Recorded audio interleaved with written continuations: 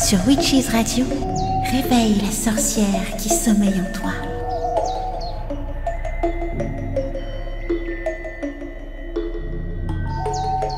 Witches Radio, la radio numéro 1 sur la sorcellerie.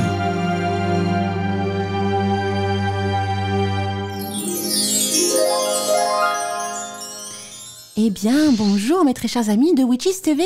Et oui, nous sommes sur Witches TV pour vous faire une émission spéciale autour du thème du dragon et de sa magie. Et je ne suis pas toute seule pour cette émission spéciale. Et non, j'ai avec moi Mimi Mireille et Steph Donat. Coucou les amis.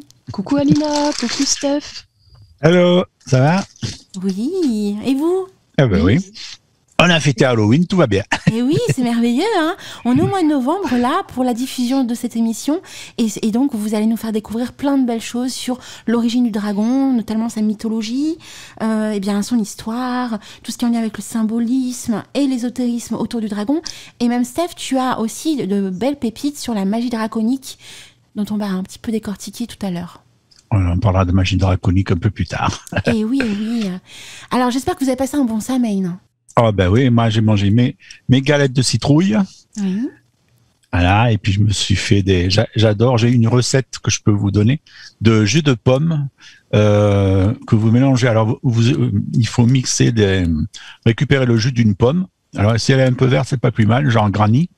Vous mélangez ça avec du cidre et du jus de pomme que vous achetez dans le commerce, un peu sucré.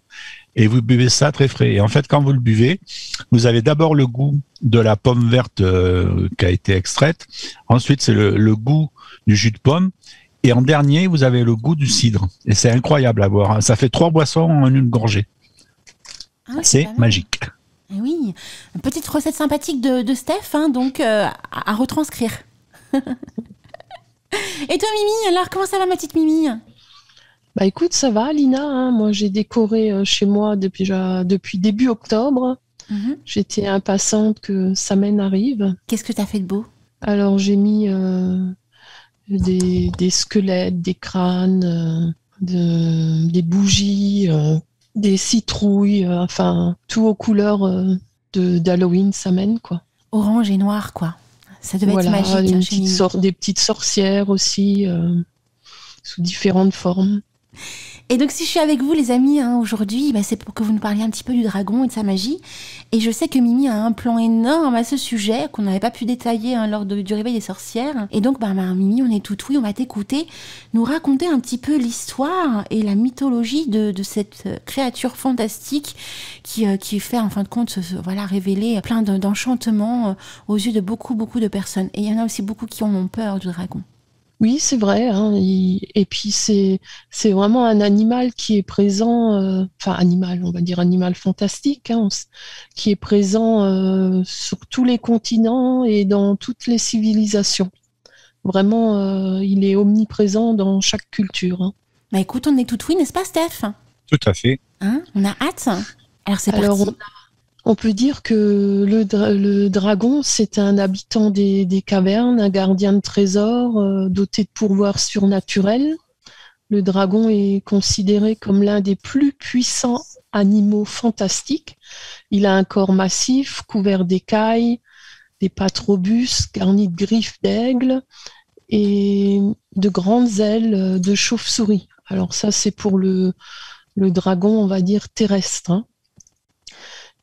Sa tête, aux yeux démoniaques et à la gueule cracheuse de feu, est petite, trapue et parfois surmontée d'une longue corne pointue.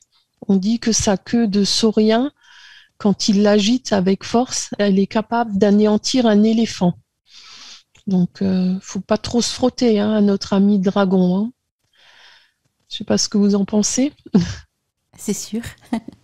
Steph, quand tu vas détailler la magie draconique, je pense que tu vas nous parler de plein de petites choses comme ça, des petites subtilités. Oui, la magie draconique, oui, il y a beaucoup de choses à en dire. Donc, on détaillera tout à l'heure. Oui. Alors, il y a un anatomiste français qui s'appelle Cuvier au XVIIIe siècle qui, selon lui, le dragon a vraiment existé. Je pense qu'on va laisser faire chacun sa propre opinion. Donc, est-ce qu'il a vraiment existé? Est-ce que c'est un animal fantastique? Peut-être qu'on arrivera à y répondre à la fin de la rubrique. Oui, ou alors un animal éthérique qui est issu d'un autre monde et que l'on peut percevoir parce que justement on passe à travers cet autre monde.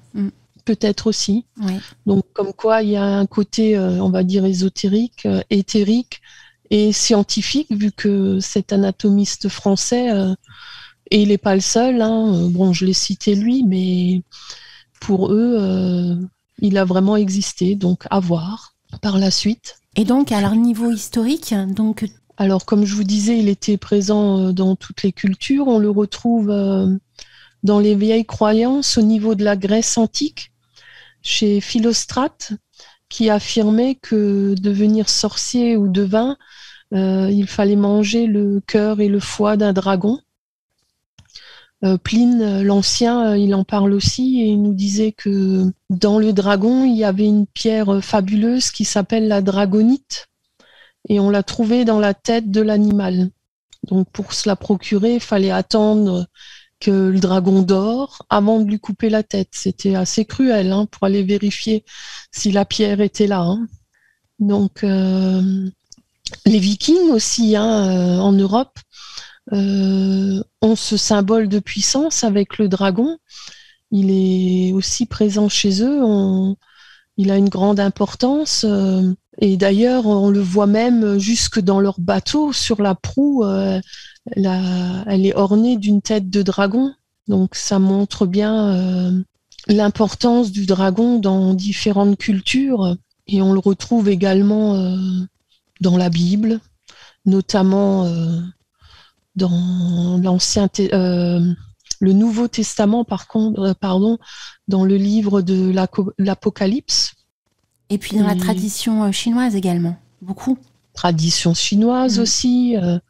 Alors chez les chrétiens, comme j'étais chez eux, là, il y a aussi Saint-Georges qui terrasse le dragon. En Chine, là, ce que tu disais, le dragon chinois, oui, il y a... la légende que je vous avais parlé là du sabre de Susanoo no Mikito, bon ça c'est plus le Japon, mais en Chine il y a aussi par rapport au zodiaque, le signe chinois qui est présent dans l'astrologie quoi. Oui. Il est vraiment présent partout quoi, ce dragon. Et oui. Et d'ailleurs, a priori, à ce que j'ai cru comprendre, ils fêtent en Chine la fête donc, du dragon, donc le bateau dragon, en date au mois de juin, généralement. Et pour 2022, ce sera le 3 juin. Je ne sais pas si vous le saviez. Non, je ne savais pas. Non. Voilà. Moi non plus, je n'avais pas orienté mes recherches sur cet angle-là. Donc c'est complémentaire, c'est bien Alina. Merci. J'anime, je fais des petites choses aussi, oui, je rajoute des petites choses, voilà. Donc ensuite, dis-nous tout, oui. Et puis nous avons aussi le démon dragon, Alina, j'en avais parlé aussi, Bune, qui est présent dans les petites clavicules de Salomon. Donc il est vraiment sur tous les registres, notre dragon. Ah oui. Il est à la tête de 72 légions de dragons, de démons. Et c'est pas mal, vraiment, merveilleux. Et puis comme on était à Halloween... Bune, il hante les cimetières et il déplace les cadavres, fait des farces un peu lugubres, on va dire. Alors Steph vient de nous partager une merveilleuse image, on enregistre, les amis, vous le savez, et je viens de voir une image magnifique, un fossile de dragon, et ça me fait penser un petit peu aux dinosaures quand même, dans l'esprit. Eh bien voilà, ouais, c'est un peu Il faut se dire que la culture intellectuelle de l'humanité n'a pas été linéaire pour tout le monde. On sait que les gens ils savent écrire depuis la Troisième République, 1880 à peu près, 83 je crois. Et donc en fait avant, il n'y avait pas de culture, il fallait faire passer la connaissance comme on pouvait. Donc au niveau du peuple, c'était dans les veillées. Et aussi, on échangeait. Donc, il y avait ce qu'on appelait des cabinets de curiosité, où les gens, les intellos du coin, les curés, la petite noblesse avaient des choses curieuses à regarder, donc des fossiles. Et au 19e siècle, il y a eu des gens qui ont trouvé des fossiles. Alors, l'image du fossile de dragon que je vous ai envoyé, apparemment, serait assez récent et chinois. Et ça serait, alors, il y a eu beaucoup de polémiques là-dessus. Beaucoup disent que c'est un faux, ils savent pas trop. Enfin bon, c'est en discussion, mais donc il y aurait donc une possibilité d'un vrai dragon qui est existé, qui ressemble au dragon des dessins chinois. Il y a aussi la possibilité que ce dragon, ça soit ni plus ni moins que le fameux ptérodactyle, hein, cet oiseau-là. Alors, on le représente sans plumes, mais il est possible qu'il il avait des plumes. Donc, il planait et il ressemblait à un dragon aussi, ce ptérodactyle. Et il était assez gigantesque. Et les dragons auraient disparu sur Terre. Alors, on disait pas dragon, hein, on disait monstre, on savait pas trop à l'époque. C'est le mot dragon est plutôt apparu au Moyen-Âge chez nous, puisque ça figurait sur les blasons, mais j'en parlerai plus avant tout à l'heure. Mais en fait, la représentation du dragon qu'on en avait dans la culture, c'était ni plus ni moins que les fossiles qu'on trouvait, quoi, les fossiles préhistoriques, et c'était la preuve que le dragon existait, quoi. Voilà, donc il y a différentes couches d'appréciation sur le dragon. Hein. Tout le monde ne voyait pas le même dragon, quoi. Ah, c'est pas mal, hein. En plus l'image. Alors, ce qui est merveilleux, c'est que les Witches, hein, sur la chaîne YouTube, en écoutant l'émission, ils peuvent aussi voir l'image apparaître. Donc, merci Steph pour cette image et ce partage, vraiment. Eh bien, de rien, avec plaisir. Donc, Mimi, alors, hein, on t'écoute. Oui, c'est vrai que par rapport au dragon, on pense souvent que c'est soit un animal préhistorique, donc type dinosaure, soit un crocodile, soit un poisson, soit un mammifère marin. On a plein d'hypothèses parce qu'en fin de compte, on ne sait pas vraiment. Et ça rejoint ce que je t'avais montré à Alina, la fameuse carcasse qui a été retrouvée en Russie d'un animal qu'on a qualifié de monstre parce qu'on n'a pas encore pu l'identifier. Donc je pense que tu dois la revoir. Là, je te l'ai envoyé, le lien. Alors, on va regarder ça. Oui. Et en fait, pour le moment, on ne sait pas. Parce qu'en plus, donc tu parlais de plumes, Steph, mais sur cette carcasse-là, on a retrouvé des poils. Ah, donc, tu vois, comme quoi. Comme quoi, il y a de tout. Hein. Effectivement. Et comme c'est pas quelque chose qu'on connaît, donc pour le moment, il est non identifié, cette carcasse, quoi. Ah ouais. Oui. En plus, la queue, on voit, ça donne l'impression qu'il a une queue un peu en forme de crête. Donc, et il n'a pas une tête énorme par rapport au reste du corps. Donc, c'est pas. Et dans la description que je faisais du dragon, on parlait bien d'une petite tête trapue, hein, au tout début. Ouais. Ouais, c'est pas mal ça. Hein. Donc ça, c'est un article qui vient du site planète.fr, hein, pour les informations, si jamais vous voulez retrouver l'article en question qui s'appelle « Russie, le mystérieux monstre marin retrouvé en 2006 n'en était pas un ». Voilà, avec une photo d'une carcasse que l'on supposerait peut-être être, on ne sait pas, hein, mais on pourrait supposer être peut-être un dragon. Qui sait? Je pense que ça doit être encore en cours d'analyse, on ne sait pas vraiment, quoi. Hein. Il fait 7 mètres de long quand même, c'est pas un petit, quoi. C'est des belles pépites, n'est-ce pas, hein? Ouais. Alors Mimi, maintenant, est-ce qu'il y a une suite à l'histoire? Tu as peut-être trouvé d'autres pépites à nous faire découvrir?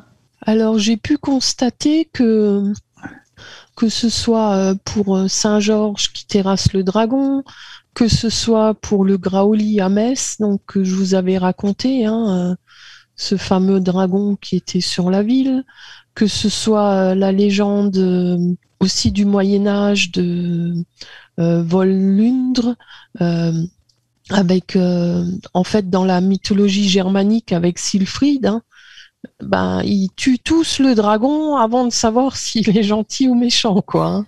C'est on tue d'abord, on discute après, quoi.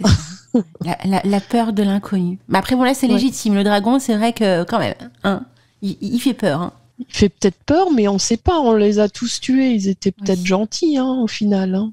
Oui. Alors, des fois, c'est des représentations mystiques. J'avais regardé un documentaire sur les Germains. Et en fait, il y avait quand les Allemands, enfin on dit les Germains à l'époque, se sont rebellés contre les Romains, ils ont attaqué les fameuses armées du neveu de César, qui se faisait appeler César Auguste, et ils les ont exterminés dans la forêt de Teutobourg. Et donc c'était Arminius, dont on le connaît sous ce nom-là, qui était donc le roi des Germains, qui a exterminé cette longue colonne de soldats romains qui était impressionnant, couverts d'écailles. Donc l'écaille, c'était les armures en métal ou en cuir, sur des kilomètres, et ils les ont exterminés.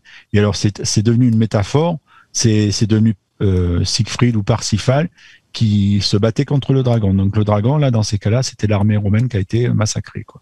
C'est une représentation allégorique qu'on ne connaissait pas et qu'on a fini par comprendre avec le temps, quoi. Donc tu vois, il y a aussi une représentation symbolique des fois.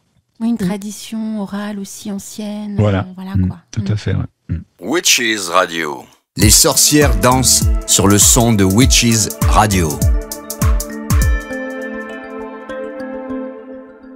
Alors là, on a parlé des dragons, on va dire terrestres, mis à part la parenthèse du dragon qui a été retrouvé en Russie, qu'on ne sait pas trop s'il est terrestre ou aquatique, mais on pense plutôt, vu qu'il est échoué sur une plage, qu'il était sûrement aquatique.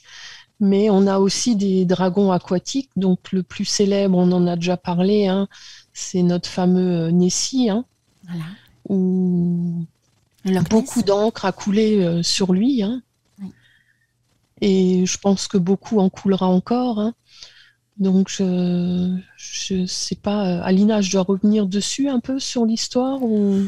Si tu veux, brièvement, puisque si jamais les Witches veulent écouter ce que tu nous avais déjà expliqué en octobre dans le Réveil des sorcières, on transmettra le lien en description en dessous de la vidéo de l'émission. Oui. Alors, en fait, ce Nessie, la première apparition remonte à 565 avec Saint Colomba. C'était un missionnaire irlandais qui, quelque part, il exhorte Nessie en faisant le signe de la croix, en invoquant la puissance de Dieu pour que il ne touche pas à un homme, quoi. Et la créature lui obéit. Et Nessie, en celte, ça se dit en Nicéag. Et par la suite, en 1933, on a un des premiers articles qui a été fait, enfin 34 plutôt, dans le Daily Mail, qui parle de Nessie, où il y a une photo. Bon, ouais. C'est une photo ancienne dans un journal, on voit pas trop bien. Si elle est vraie, si elle est fausse, on ne sait pas trop, mais ça fait beaucoup d'encre et ça a coulé beaucoup d'encre et beaucoup de personnes se sont déplacées pour aller voir ce fameux Nessie. Alors certains ont eu la chance de le voir, d'autres pas. Et comme j'avais parlé dans l'autre émission, il reste actuellement une webcam. Il y en avait plusieurs qui filment H24 le loch, parce que le loch, ça veut dire la fameuse étendue d'eau, quoi.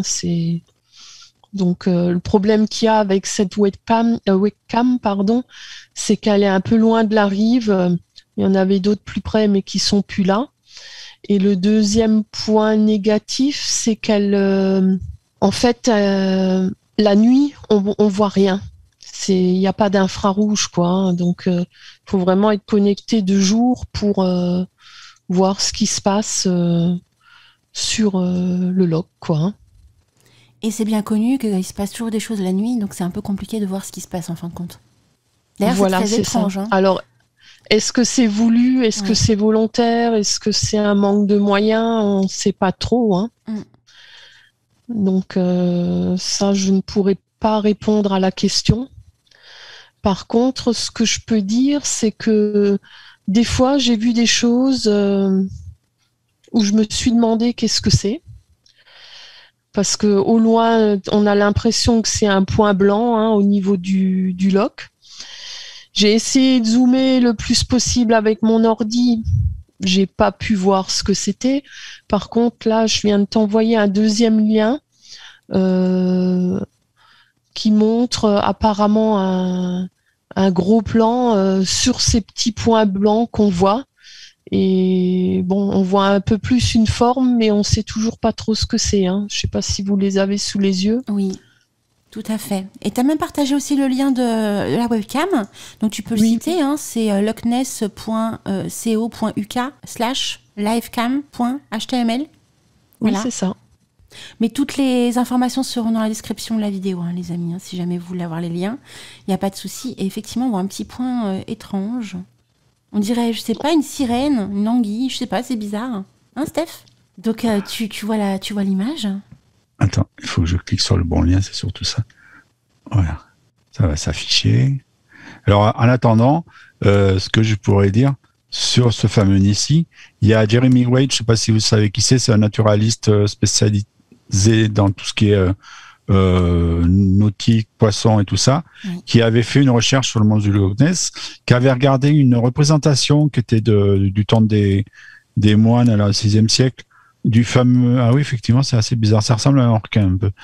Et il aurait donc... il a cherché, il sait qu'il existait un type de requin qui va dans les grandes profondeurs, qui mange souvent des coquillages ou des choses comme là, ou des cadavres de poissons ou des plantes, et qui peut peser jusqu'à 2 tonnes, donc c'est énorme, et qui a des tout petits yeux, donc il peut voir dans l'obscurité, avec la fameuse réverbération pour voir les infrarouges dans les yeux. Et ce requin, il l'a pêché, en fait. Il y a une émission où il en parlait.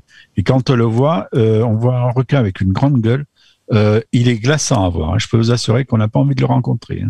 Et ça serait peut-être, puisque la représentation de l'époque, il ressemblait à un requin, ça serait peut-être un requin aussi. Il peut y avoir, parce qu'il y a énormément d'animaux. Il y a des belugas qui peuvent peser très très très lourd aussi, jusqu'à 2 tonnes, pareil.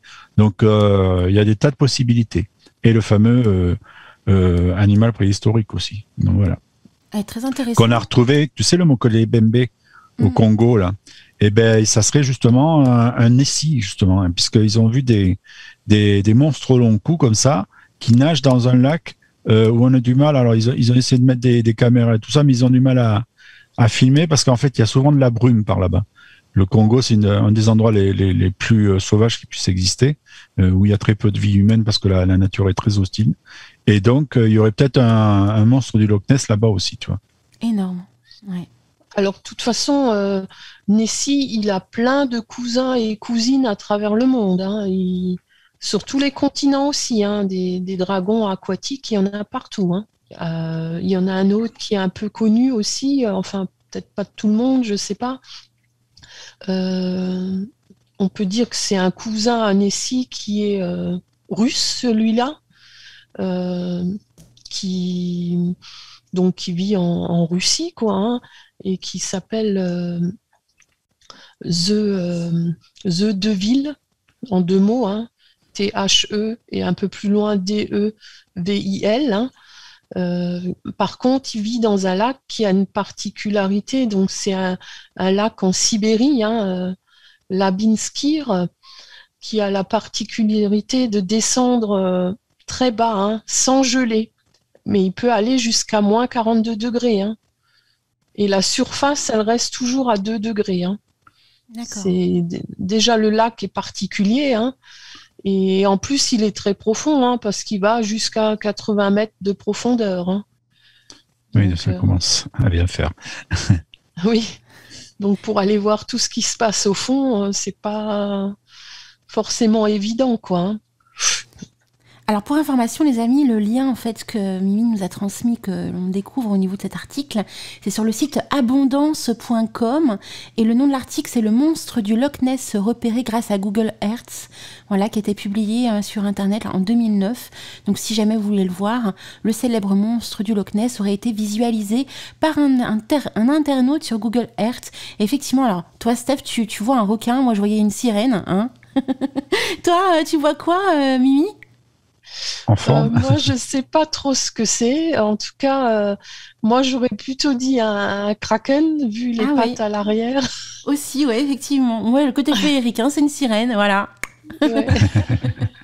De suite, Ou, je sais pas, une petite anguille, tu vois, un petit... ouais, c'est un petit... Non, ça doit être un truc énorme. Mais oui, c'est très bizarre. Oui, c'est vraiment particulier, hein. Mais tu en as partout, hein. Même les Indiens Micmac à l'époque, en Nouvelle-Écosse, parlaient déjà d'une créature algonquin. Logopogo. Pardon? Logopogo. Je vous ai envoyé une photo là, justement. Ah oui. Je le vois. Donc, Oui. c'est... T'as perturbé Mimi, je crois. Donc, excuse-moi, Mimi. Je sais pas si je vais garder ce passage, hein, je te le dis. Non, je rigole. Mimi, elle a été perturbée. Je sais pas si c'est parce qu'elle a vu l'image au Kopogo de Steph ou... Non? Peut-être, va savoir. Voilà ce qui se passe dans le lac, tu vois, à 80 mètres de profondeur. Ouais, ça donne pas envie de se baigner, moi je te le dis. Hein. Alors, tu sais qu'en plus, ce fameux... alors, ils ont retrouvé pareil. Alors là, par contre, c'est au large de Los Angeles, avec un sous-marin, donc les fameux sous-marins là, qui vont en profondeur. Ils ont retrouvé des ossements de 30 mètres de long d'une créature. Alors, ils voulaient remonter pour faire des analyses génétiques. Le problème, c'est que il se décompose, vu qu'il est carrément... il doit être là depuis très longtemps. Et ils savent pas ce que c'est. 30 mètres d'ossements, comme un serpent, une grande longueur, sur 30 mètres. Et ils se demandent ce que c'est. Voilà. Donc c'est peut-être, toi, la preuve qu'il existe vraiment des monstres qu'on ne voit pas, des monstres marins ou lacustres. Et donc les dragons. Et donc des dragons, puisque c'est... Alors, il y a aussi une histoire de dragon, je pense pas que Mimi t'en parlera, donc j'en parle tout de suite. Pendant la Deuxième Guerre mondiale, au large de la France, donc au large de Bordeaux, bataille entre un navire britannique et un sous-marin allemand. Le sous-marin allemand coule le bateau et en tirant des obus, il y a une énorme bête de plus de 30 mètres de long qui sort de l'eau, enfin qui est projetée de l'eau en hauteur, avec une tête ressemblant à une tête de crocodile, mais 30 mètres de long, il n'y a pas de crocodile de 30 mètres de long. Et ils n'ont pas su ce que c'était, c'est retombé dans l'eau. Ils sont tous restés pantois. Les mecs qui étaient dans le bateau qui coulait, ils étaient dans l'eau, ils n'étaient pas rassurés. Donc il y a des monstres marins qui peuvent ressembler à ça et qui font 30 mètres de long. Et ça a été attesté par des cryptozoologues. Énorme. Voilà. Énorme. Ça ne m'étonne pas du tout. Hein. Et donc Mimi, avant d'être perturbée, qu'est-ce que tu voulais nous raconter? Donc elle nous parlait des Algonquins. Alors, j'avais parlé du fameux des cousins et cousines à Nessie qui sont présents un peu partout au niveau mondial, hein, parce qu'on les trouve sur tous les continents, hein, que ce soit les États-Unis, en Australie, en Europe, en Écosse, au Japon, partout. Et on retrouve régulièrement même des restes ou des photos des gens qui ont pu prendre des animaux, enfin, ces animaux en photo selon les périodes, quoi. Hein. Il y a, je pense par exemple au monstre du lac de Champlain. Donc en 1977, on a pris une photo de lui. Et il ressemble beaucoup à Nessie, hein, je trouve. C'est... Oh oui. Je sais pas ce que vous en pensez. Ah bah oui, totalement. Oui. Ouais. Sandra Mancy en 77. C'est elle qui a pris la photo, quoi. Hein. Et c'était dans l'état du Vermont. Alors, est-ce que Nessie s'est déplacé? Est-ce que c'est un membre de sa famille? Le mystère reste entier. Hein. Bon, après, pour les witches qui ont le plan de Mimi, vous allez page 17 et vous aurez la photo, cette fameuse photo du monstre du lac de Champlain. Donc, magnifique illustration. Alors, elle n'est pas bien grande, la photo, mais on se fait déjà une idée dessus quand même. Ouais. On voit l'essentiel. Hein. Ouais, il était peut-être en vacances en Amérique du Nord à ce moment-là, quoi. Ouais. Peut-être, va savoir. Hein. Peut-être non, mais ils font peut-être c'est quand même des animaux assez grands, quoi. Donc ils font peut-être des villégiatures d'été et d'hiver, hein, par rapport à la flore et aux poissons et à la faune. Possible. Hein. Et si tu continues plus bas. Donc, si tu vas page 20, je montre un squelette comme toi tu montrais avant, mais Basilosaurus, hein, Oui. ça ressemble aussi quelque part à un dragon, hein, malgré qu'ils disent que c'est un grand serpent de mer, mais c'est peut-être de la famille, quoi. Hein. On ne sait pas trop. Hein. Ouais. En fait, tout est possible hein, quand tu réfléchis. Oui. Tu vois, il y a plein de créatures très étranges qui ont existé, qui ont disparu et qu'on a connues. Hein. Et t'en as d'autres qu'on n'a pas connues et qui sont encore là. Et enfin, c'est très très bizarre quand même. Hein. C'est le monde hein, qui est comme ça. Mais donc tout est possible en fait quand on se rend compte de ça. Tout à fait, tout est possible du moment qu'on n'a pas de, on va dire, de concret, de réel, qu'on ne sait pas. Donc toutes les hypothèses sont permises. Hein. De temps en temps, on repêche des dépouilles. Comme au Japon, en 1977, ils ont repêché une créature qui pesait environ 2 tonnes et qui mesurait une dizaine de mètres. Mais on ne sait pas non plus trop ce que c'était. Alors, il y a des hypothèses, mais en fin de compte, on ne sait pas. Et tu vois, à chaque fois, moi, ça me fait penser aux dinosaures. Oui, forcément. Hein. De toute façon, le dragon, pour ma part, je pense que c'est un dinosaure de la famille, que ce soit ce qu'on nomme aujourd'hui l'iguane ou le dragon de Komodo, toute cette famille-là, eux, en modèle réduit, mais le dragon, je pense qu'il peut très bien faire partie de ces ancêtres-là, mais plus grands, quoi. Hein. Tu en penses quoi, Steph, toi ? Ça m'est revenu le nom du fameux animal qui a été retrouvé pendant la Deuxième Guerre mondiale. Ça s'appelle le mosasaure.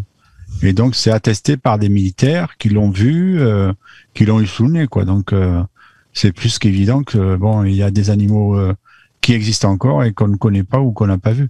Ne serait-ce que j'avais discuté pendant les news d'une chauve-souris vampire géante qu'on avait retrouvée, qu'on pensait disparue au 19e siècle, qui ferait 80 cm de haut. Vous imaginez l'animal ? Énorme. Donc, une chauve-souris vampire. Ils ont retrouvé le squelette. Donc, tu vois, comme quoi il y a des similitudes avec les légendes, des choses comme ça. Les fameux animaux qu'on pense tout à fait qui n'existent pas, en fait, si.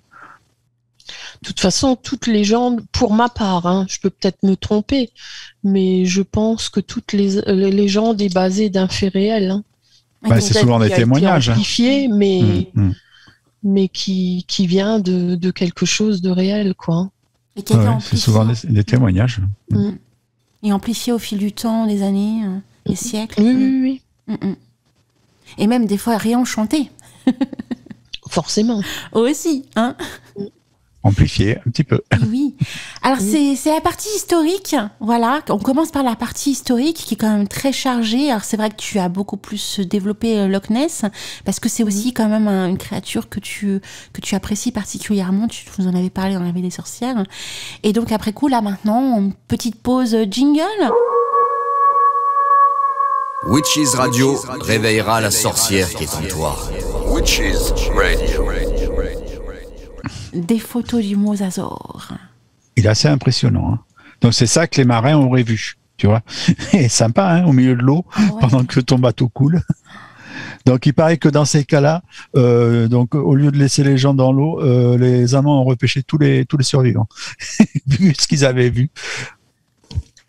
Ils ont eu un peu d'humanité. Ah ouais, non, quand ils ont vu ça, ils ont dû avoir des sueurs froides, et puis ils ont dit, oh là. Donc voilà. Et ça ressemble, Mimi, à ton fameux le bateau là qui est devant un animal bizarre, c'est ça. Hein ça ressemble au mosasaure. Ouais. Hein. C'est vraiment ça hein, qui a été vu en 1734 au Groenland. Donc, bon, faut quand même savoir que l'océan Atlantique, dans lequel c'est l'océan le plus profond de la planète, qui fait la hauteur de l'Himalaya. Donc, on peut en mettre des choses dedans. Oui. Et donc, c'est sûr qu'il doit y avoir des créatures pas possibles dedans. Hein. C'est clair, les fonds marins n'ont jamais d'ailleurs été entièrement explorés, donc forcément, il y a une faune, une flore. Alors j'ai entendu c'est cette semaine. Pas, hein. Ouais, ils ont avec toujours les mêmes sous-marins. Ils doivent s'amuser, les scientifiques qu'ils ont envoyés dans les profondeurs. Ils ont aperçu un filament de plus de 30 mètres. Alors un filament d'une méduse. Donc ils n'ont vu que le filament et la longueur du filament. Donc imaginez ce qu'il y a au bout du filament de la méduse. Donc ça doit être une méduse géante qui doit être grande comme je sais pas trop quoi, comme un terrain de foot, tu vois, en profondeur. Oui. Alors bon, c'est les animaux fantastiques, quoi. C'est merveilleux. Ça y est, on est chez Harry Potter. Voilà, exactement. Voilà. C'est magique. Voilà. Quand on a Mandala sort de ce corps. Mandala, je pense à toi. Hein. Quand on a Steph Donat avec nous, moi je pense à Harry Potter, je vous le dis. Et bientôt, Mimi, tu vas être de la partie aussi, hein. Oui. Moi, j'essaye toujours de rapprocher les choses entre le côté magique et merveilleux qui semble irréel. Oui. Et quand on fouille un peu, on s'aperçoit qu'il y a plein de choses réelles qu'on ne sait pas et qui sont absolument incroyables à connaître. Donc, c'est pour ça qu'il ne faut pas hésiter à aller dans l'occulte, dans le secret, dans le caché et de découvrir plein de choses. La magie, c'est ça, hein, c'est cultiver son jardin. Hein. Et ce que je trouve génial, là, tu vois, parce que là, on découvre une sorte de pilote au niveau de l'émission que l'on diffuse maintenant, on va diffuser sur la chaîne YouTube. Mais en fait, je pense que cette émission va être riche en plein de choses. Il n'y a pas simplement, on vous donne des rituels, on vous explique la mythologie et l'histoire. C'est que, en fait, là, vous avez avec nous, Steph et Mimi, qui sont des passionnés aussi de tout ce qui est un petit peu, voilà, énigmatique. Ils font des recherches scientifiques. Ils aiment bien trouver des choses, voilà, un petit peu mystérieuses. Et ça agrémente, je trouve, la thématique de l'émission. Parce qu'on a généralement l'habitude de découvrir toujours le même type d'émission. Bah là, je trouve que ça change un petit peu. On a l'impression de se retrouver, tu sais, dans les news d'Arcadie avec Steph. Mais disons, vous avez la même voix, quoi. C'est ça. Non, mais tu sais, tout ce qui est insolite. Mimi fait des recherches aussi au niveau insolite des créatures et t'agrémentes avec tes images et tes liens, c'est génial. Alors, Mimi, elle a mis dans son...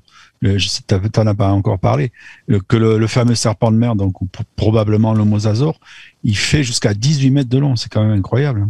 Oui. Quand tu as ça en face, tu vois, tu dois pas être fier dans ton bateau, là, ton petit bateau qui fait 10 mètres. Ça va, Mimi ? Oui, ça va, je vous écoute. Et j'imagine en même temps le mosasaure. Ah oui, c'est pour ça. Ça y est, elle est restée bloquée encore, Steph. Ça y est, bloquée sur le logo Pogo. Donc, on passe à la suite. Allez, on y va. Allez, c'est parti. Donc là, on passe à la deuxième partie de cette émission et tout ce qui est en lien avec la mythologie. Et il me semble que Steph Donat a quelque chose à nous transmettre, une petite pépite assez intéressante à ce sujet. Donc, on peut se poser des tas de questions sur le dragon, mais on peut aussi se dire, mais comment est apparu et où est apparu le premier dragon dans l'histoire de l'humanité ? Et alors, donc, on sait la plus ancienne trace retrouvée sur notre planète du dragon. Elle date du 4e millénaire avant notre ère, au néolithique donc. Ça a été retrouvé dans un tombeau en Mongolie. Donc dans cette tombe qui est dans la région du Qingzhou-po, qui est un site archéologique de la province du Henan en Chine, on a retrouvé donc à côté du défunt, formé de coquillages, donc un dragon. Donc c'est la plus ancienne trace qu'on ait eue d'un dragon, quoi. Donc ça ne veut pas dire que le dragon c'était le squelette d'un dragon, bien que je vous ai montré tout à l'heure un squelette de dragon. Mais en tout cas, il y avait une représentation de dragon faite à l'époque du néolithique. Alors, pourquoi le dragon ? Alors, en fait, parce qu'en Chine, comme après partout ailleurs dans les civilisations, on l'utilisait l'énergie du dragon, puisque en fait, la magie est basée là-dessus.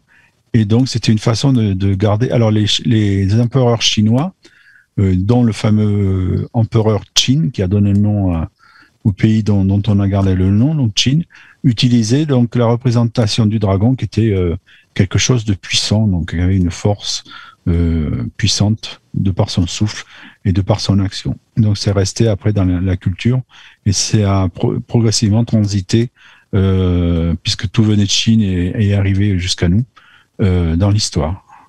Voilà, c'est ce qu'on pourrait dire en résumé. On pourrait étendre beaucoup plus, parler des différents dragons chinois, mais on pourrait faire une émission en soirée que là-dessus. Donc, on arrêtera là pour le dragon chinois. Merci Steph.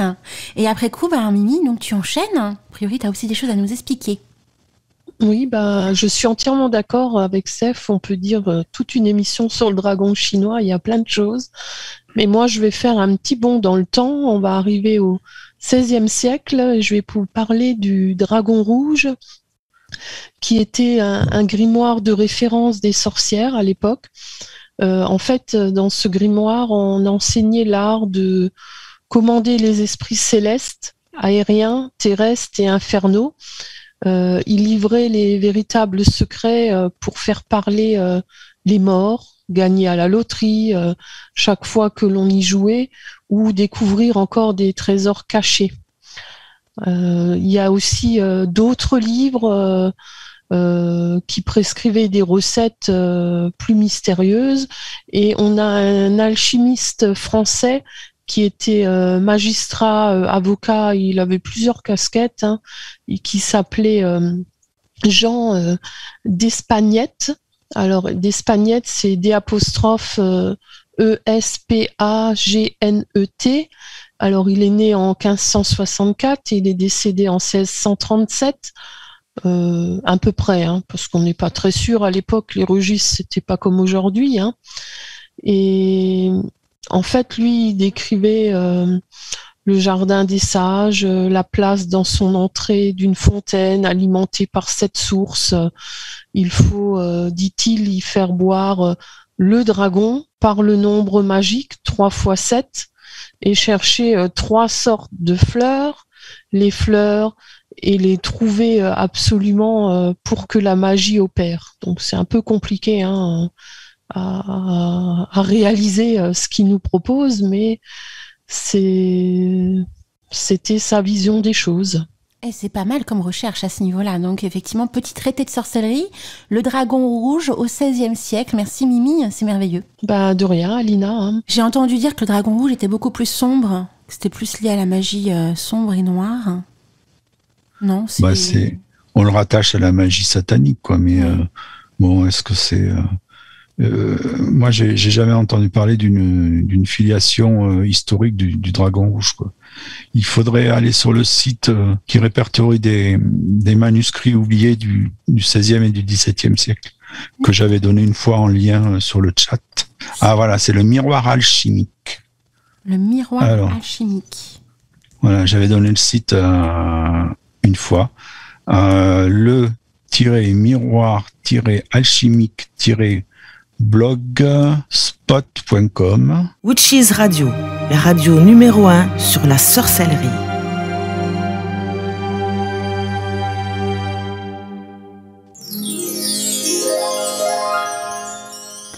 Donc là, les amis, on passe à la partie de la magie draconique et je sais que Steph Denette a plein de belles choses à nous dire. Alors on t'écoute, on est tout oui, mon petit Steph.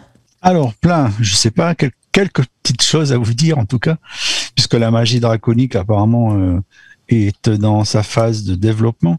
Alors pour savoir ce que c'est déjà la magie draconique, donc il faut savoir que c'est une magie occulte qui se rapproche de la magie médiévale, et elle est basée donc sur l'énergie des dragons. Alors ça tombe bien puisqu'on parle du dragon aujourd'hui. Donc il y a une nuance qui est faite entre la magie du dragon rouge et celle du dragon noir. Voilà. Donc il y a plusieurs écrivains américains qui ont écrit là-dessus. Il y a Mason, il y a André Ricard, Marc-André Ricard, et puis d'autres. Arsenault Mason, je ne sais pas si vous connaissez le nom, il officie un peu là-dedans. Enfin, ils se basent tous donc sur cette magie un peu de puissance, qui est basée un peu sur tout ce qui est magie incube, succube et autres, pour modifier, faire agir les énergies. Alors il y en a qui utilisent du sang pour cette magie-là. C'est pas le cas de tout le monde, mais bon. Et ils considèrent donc qu'il y a des gens qui sont des magiciens draconiques qui naissent des enfants qui naissent dans la puissance du sang du dragon. Donc il y a une représentation qui vous parlera tout de suite, c'est l'histoire de Myrdin, Merlin, la fameuse série qui est sortie où on voit Merlin qui naît dans la puissance du dragon et qui est tout au long de sa vie assisté, qui est inspiré par le dragon. On voit, il va dans une caverne et il utilise la magie du dragon. Alors il y a le dragon noir, le dragon rouge, c'est suivant l'inspiration. Et donc ces sorciers-là, ils deviennent des disciples draconiens et ils utilisent tout un potentiel magique en catalysant leur pouvoir pour réveiller le sang du dragon qui sommeille en eux et révéler toute leur puissance.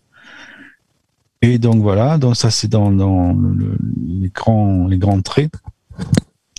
Alors c'est principalement de la magie élémentale, hein, les 4 éléments, l'eau, l'air, la terre, le feu. Et ils essaient d'être en symbiose avec la nature. Ça s'inspire un peu au niveau oriental avec les guerriers ninjas et autres aussi, pour vous donner un peu l'idée du fonctionnement de cette magie, c'est-à-dire qu'ils puissent dans la magie naturelle existante et la puissance que donne cette magie. Et beaucoup de civilisations s'en inspirent dans cet esprit-là, quoi. Donc ça, c'est la première partie. Il y a des femmes qui s'unissent donc à la magie draconique et au dragon, donc. Et c'est l'art de la goétie. Alors la goétie, ça utilise la puissance des génies liés à la magie. Ça rejoint aussi la magie ni plus ni moins des génies de la Kabbale, en fait. Puisque les génies de la Kabbale ont 2 aspects, l'aspect positif angélique et l'aspect négatif qui est lié au mal, quoi, aux démons, aux génies, aux démons, oui, disons, voilà, pour être plus simple. Voilà, donc ça c'est le principe de base. Alors en démonologie, il faut savoir qu'il y a des gens qui vouent un culte complet dans cette magie-là. Donc ils utilisent des esprits de dragons qui ont beaucoup de pouvoir et ils ont chacun un gardien dragon qui leur permet de bénéficier d'énormes pouvoirs. Alors il y a des formules magiques, des recettes, on s'entoure de dans le même principe de la magie blanche, il y a tout un principe de magie où on utilise tout ce qui est matériel. Alors si vous utilisez le matériel pour invoquer le dragon de l'air qui est Seiris, puisqu'en fait quand on invoque les anges, c'est toujours le principe du mandala, et puis on invoque l'est, le sud, l'ouest et le nord. Mais quand vous invoquez donc la puissance draconienne, vous invoquez donc pour l'est Seiris, pour le sud c'est Fafnir ou Samael, pour l'ouest c'est Naïlian, et pour le nord c'est Grael. Donc c'est différents dragons que vous êtes censé solliciter pour que ça vous donne de la puissance. Alors pour ça, il faut utiliser de l'encre au son de dragon, de l'encens au son de dragon, des épées qui symbolisent le feu. Il faut trouver un papyrus animal pour écrire donc sur de la peau animale. Les bâtons qu'on utilise, donc, ce sont des bâtons dragoniques, des baquettes dans le principe des sorciers qu'on voit dans les films mythologiques basés sur Tolkien, par exemple. Et puis, il faut un symbole du dragon qu'on veut invoquer, des bougies rouges couleur sang, et puis de l'encens. Alors, vous pouvez utiliser de l'oliban, du pain, ou de l'encens pontifical, donc, et faire des fumigations aussi de plantes, poivre, absinthe, belladone ou sang de dragon. Et tout ça vous sert à entrer en contact avec le dragon en question. Alors il y a tout un rituel dragonique, donc en fonction des éléments que je vous ai cités, du matériel. À partir de là, vous faites votre cercle et vous invoquez les 4 points cardinaux en invoquant les gardiens. Et après, vous faites votre invocation. Alors, je vais vous donner une invocation pour vous donner un peu une idée de ce qui fait, de ce qui se fait. Alors, avec votre bâton magique, vous tapez 3 fois sur le sol pour entrer, faire un appel au dragon. Et vous dites éveille-toi, ô souffle du dragon, emplis cette terre de bonté, bénis-moi, moi et les miens, de ton énergie positive. Repousse tous ceux qui nous souhaitent du mal sous toute forme. J'accueille tous les dragons en cet endroit de puissance. Puissions-nous travailler en harmonie et dans l'amour. Que cet espace sacré devienne un asile, un refuge qui revitalise, une porte qui mène à la connaissance de l'autre monde.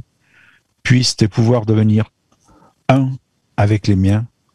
Et là, vous vous agenouillez, vous touchez le sol avec la paume de votre main et vous dites, pour que moi, ma famille, ma communauté, mon pays, le monde, puissions devenir entiers et sains, pour invoquer un dragon en général, il suffit que vous disiez Draconis, Draconis, Draconis, j'appelle et invoque le noyau de votre tanière, sphère draconique de puissance, dragon de puissance, je demande la force draconique. Et voilà, et puis vous concluez votre invocation.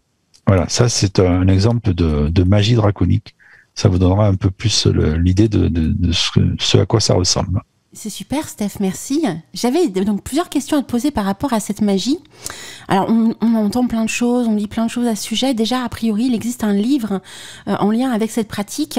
A priori, déjà, c'est une pratique de haute magie, de ce que j'ai cru comprendre. Est-ce que toi, tu perçois ça de la même façon ? Alors oui, c'est ce que disent les pratiquants, évidemment. Oui. En fait, on distingue la haute magie, qui est la magie des gens de pouvoir, et la petite magie, la magie des sorciers, la magie des gens du peuple. Donc tout ce qui est haute magie, en fait, ça devient vite de la haute magie, quoi. Oui, voilà, c'est bien de le préciser ça, Steph, effectivement, parce qu'on a des auditeurs qui sont pas forcément au courant de cette petite différence entre pourquoi on dit haute magie et basse magie, sorcellerie, basse magie, parce qu'en fin de compte, on utilise des choses basiques, alors que la haute magie, c'est plus des invocations d'êtres éthériques, notamment.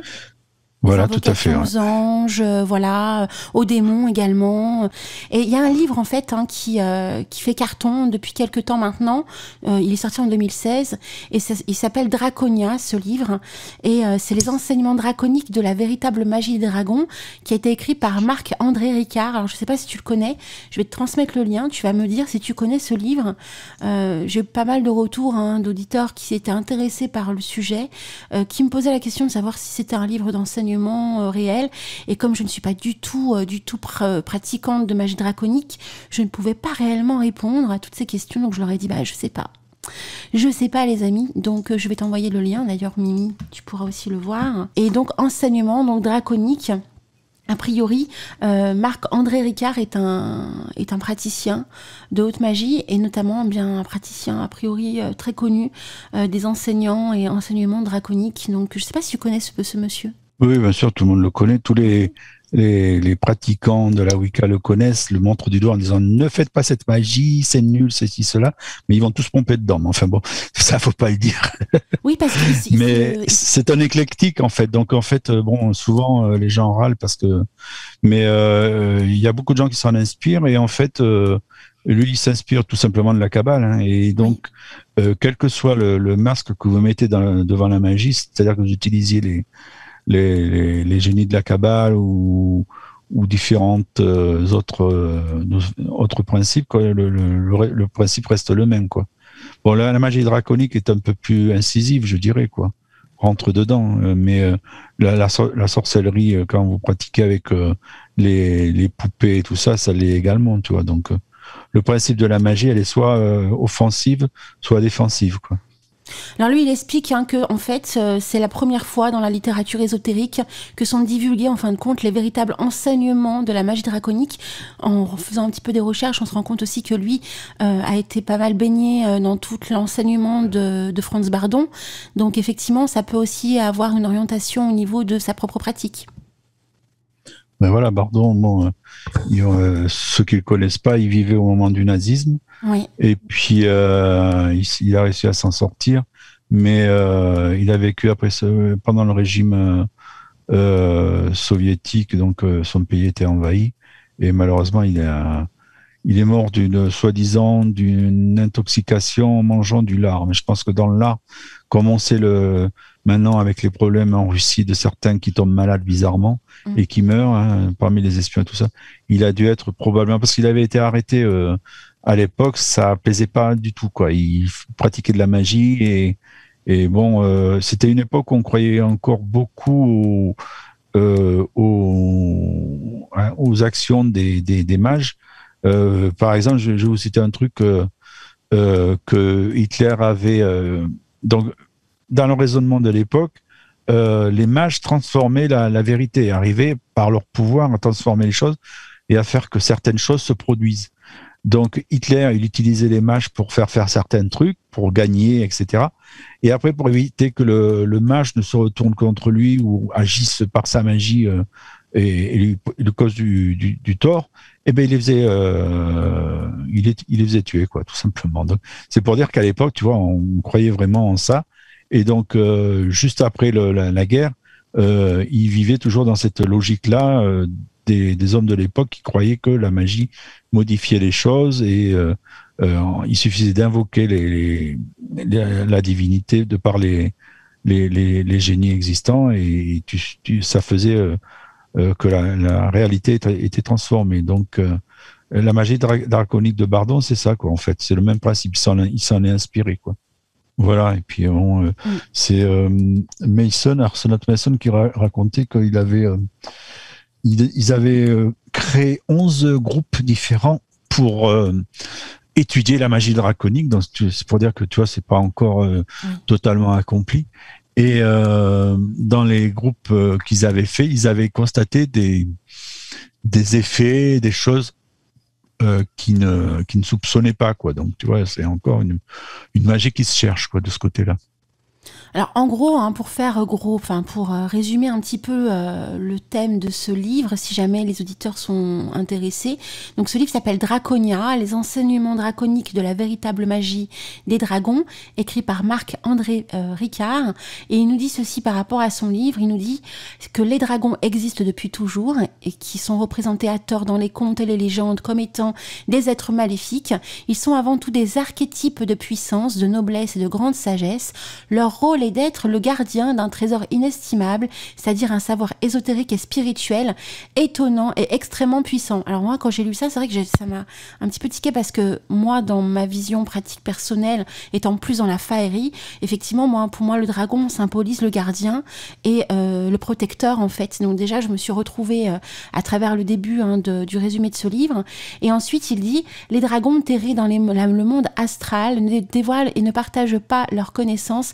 Ne dévoilent leur connaissance qu'à ceux qui s'en montrent dignes et qui prouvent la droiture de leur intention.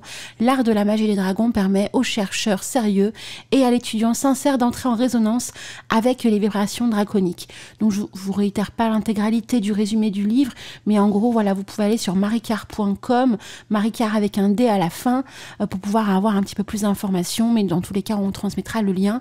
Donc voilà, je voulais te parler de ça, Steph, parce que a priori, tu connais un petit peu plus la magie draconique que moi, et je me demandais si ce livre était vraiment sérieux, si les auditeurs pouvaient s'en référer ou pas. Voilà, si tu le connaissais. Pour pratiquer cette magie, il faut avoir une bonne moralité, selon eux. Oui, voilà. Déjà. Faut pas. Mais par contre, c'est quand même de la magie occulte. Donc, c'est-à-dire qu'on ne donne pas ça à tout le monde, dans le sens occulte de premier, quoi. Donc, je sais pas. Alors lui, je sais que Marc-André Ricard, il est surtout de formation de la Golden Dawn. Donc, la Golden Dawn, bon, on sait que c'est la magie la plus cérémonielle et la plus diffusée dans le monde. Hein, les Illuminati, c'est ça, hein, ni plus ni moins. Donc, de toute façon, ça restera toujours dans ce principe-là, quoi. D'accord. Et toi, tu connaissais Mimi, Marc-André Ricard et son enseignement sur la magie draconique ou pas du tout ? Pas du tout. Oui. Tu es plus intéressée au niveau du dragon, au niveau de son symbolisme, son histoire, les créatures mises en avant, en fin de compte, les contes, les légendes, les choses comme ça ? Oui, c'est ça. Et puis après, j'ai vu aussi qu'il était présent dans certains oracles, donc plus ce domaine-là. Justement, on va en parler après coup, des oracles. Peut-être que Steph a des éléments complémentaires à nous apporter sur cette magie si particulière. Ouais, il y a beaucoup de généralités. Alors, tous les bouquins qui sortent, c'est surtout énormément de livres très généralistes. Il y a que Marc-André Ricard qui essaye de détailler un peu plus. Il donne des sceaux, puisque tu sais que pour ouvrir une porte, il faut une clé. Oui. Donc, pour la magie, c'est pareil. La clé pour ouvrir la porte pour discuter avec le génie ou l'entité avec qui on parle, il faut un sceau, il faut dessiner un sceau, et il propose dans son bouquin les 11 sceaux existants. Donc c'est assez intéressant, quoi. Ouais, donc tu connaissais un petit peu quand même son retour à ce sujet, quoi. Disons, j'ai regardé certains de ses livres. Lui, il distingue les différents dragons. T'as le dragon des montagnes, des mers, des volcans, le dragon blanc, le dragon noir, le dragon de l'ordre, le dragon du chaos, les dragons gardiens et protecteurs, tu vois, donc toute une mythologie qui est rattachée. C'est très rattaché aussi à tout ce qui est mythologie celtique. Et dans ces invocations, il donne des formules. Alors, c'est du charabia, c'est Oel Vavini Lassa Mikala Zodo Vovini et Zarpet. Voilà. Donc ça, c'est pour invoquer le dragon du Sud. Donc il donne des formules, toi. Mais dans le principe, c'est quand même l'évocation élémentale, du spirituel, de l'astral, du mental, du physique, et tout rejoint en fait toutes les invocations, soit des anges, soit de la Golden Dawn, dans le même principe, quoi. Le miroir aussi, je ne sais pas si vous le savez, mais on peut aussi utiliser le miroir pour l'invoquer. Et t'as déjà fait? Alors, j'ai jamais osé aller jusque-là. Là, il sortira pas du miroir, mais ça peut être intéressant, quoi. Ouais, la force. Faut pas hésiter des fois. Hein. Voilà. Ouais. Il y a beaucoup de choses aussi qui se jouent au niveau du feu, bien évidemment, puisque forcément, quand on pense à dragon, on pense au feu. Mais alors c'est très très étrange parce que on pense au feu, mais en même temps, comme on dit, il y a le dragon de l'air, de la terre, de l'eau. Donc, en fin de compte, on peut le retrouver dans les éléments. Et c'est assez bizarre, en fin de compte, de se dire pourquoi se référer que au feu, alors qu'il y a des retours qui se disent autre que ça, quoi.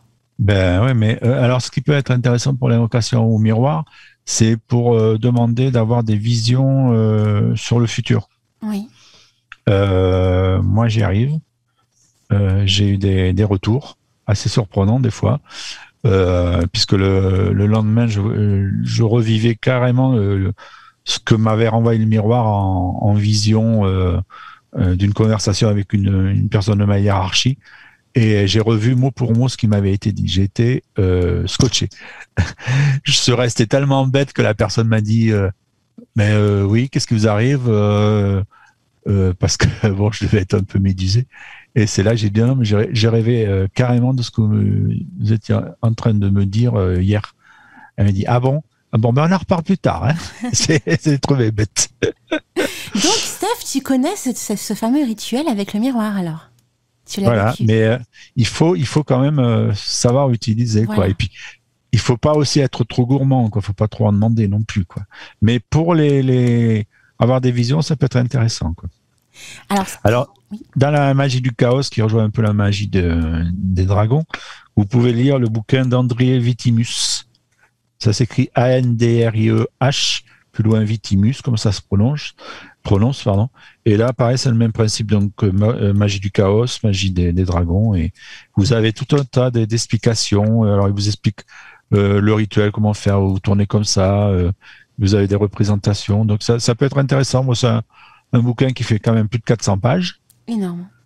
Donc, il y a de quoi faire, et tout ça, donc pour une somme modique, hein, parce que la plupart du temps, c'est 30 € pour 15 pages, pour ceux qui réécrivent en pompant un peu sur les bouquins, les nouveaux écrivains. Et là, vous avez quand même des gens qui écrivent des trucs un peu plus substantiels. Et quand vous aurez lu ça, vous saurez un peu plus où vous allez, quoi. Voilà, un conseil. Et justement, en fin d'émission, on aura l'occasion de parler, d'échanger sur des petites anecdotes vécues autour du dragon, que ce soit des rêves ou des choses comme ça. Ça permettrait aussi aux auditeurs, si vous le souhaitez bien sûr, les amis, partager avec nous des expériences liées au dragon. Et comme ça permettra aussi peut-être aux éditeurs de commenter sous la vidéo, nous expliquer un petit peu quelle expérience ils ont vécue. Et pour ma part, moi j'ai découvert la magie du dragon surtout grâce à Léonore Digandal au début de mon cheminement, parce que vous savez, je suis beaucoup dans la faerie. Et effectivement, le dragon fait partie bien des clés, notamment dans cette pratique. Et donc moi j'ai plus vécu ça via faerie. Donc c'est plus mon côté archétypal. Oui, on dit ça, archétypal, bref. On peut tout dire. Voilà, archétypal, bref. Et ça fait que moi, c'est plus dans les méditations dont j'en suis au niveau du gardiennage. Et puis surtout, dans les rêves, les choses comme ça. Dans ma créativité également, parce que je fais aussi des chants, donc je parle aussi pas mal du dragon. Mais sinon, par contre, je n'ai jamais invoqué réellement le dragon. Je ne l'ai jamais vu à travers un miroir, ou je n'ai jamais fait réellement de pratiques et de rituels en lien avec cette magie-là. Donc c'est bien aussi d'avoir des retours d'auditeurs qui nous écoutent aussi à travers cette émission, savoir ce qu'ils ont ressenti à travers cette expérience. Et ben voilà. Et donc en fait, si tu arrives à invoquer un dragon et que tu fasses que ce dragon reste à tes côtés pour t'épauler, oui. Tu peux bénéficier d'énormes pouvoirs. Donc alors ça sera pas Samantha Stevens en remontant nez, mais ça pourra aussi avoir des capacités d'approche des choses, et ça peut être positif, quoi. Non, mais c'est top. Mon petit Steph, t'as d'autres choses à rajouter par rapport à la magie draconique ? Qu'est-ce que je pourrais dire ? J'avais pris plein de notes, mais on y est encore demain, sinon. Oui. Alors, attends. Les dragons, donc, existent depuis toujours, représentés dans tous les contes et légendes, archétypes, puissance, noblesse et grande sagesse. Donc, c'est ce qui est nécessaire pour pouvoir faire de la magie. Le rôle, être gardien d'un trésor inestimable, un savoir ésotérique ou spirituel ou spirituel qui est étonnant et extrêmement puissant. Les dragons sont terrés dans le monde astral, donc c'est-à-dire la plus haute partie des 7 mondes existants. Ils dévoilent et partagent leurs connaissances uniquement à ceux qui s'en montrent dignes et prouvent la droiture de leurs intentions. L'art de la magie des dragons permet aux chercheurs sérieux et à l'étudiant sincère d'entrer en résonance avec les vibrations draconiques. Il est possible de s'enquérir des enseignements des dragons, d'apprendre à travailler en harmonie avec eux, d'obtenir leur assistance dans le déroulement de leur vie quotidienne et le cheminement magique et spirituel. Bien qu'il offre plusieurs rituels efficaces, le contact et le développement d'une coopération avec le dragon reste délicat. Cet ouvrage donc ça, c'était autre chose. Il n'est pas un vulgaire grimoire. C'est ce que disait Ricard à l'époque. Voilà. Et donc, qu'est-ce que j'avais noté ?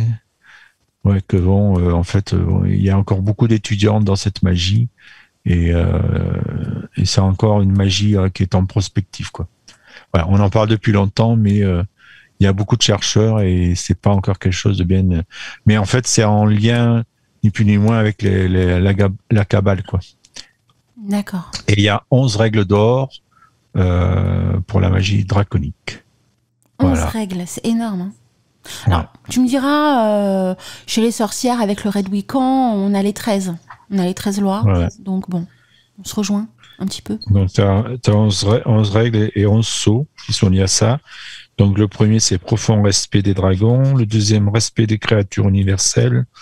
Le troisième sceau, ou règle, libre arbitre et liberté de choix. Le quatrième sceau, connais-toi toi-même, le fameux, là, la devise antique. Le cinquième sceau, la valeur et la confiance. Le sixième, agir en conscience. Septième, méditer et converser.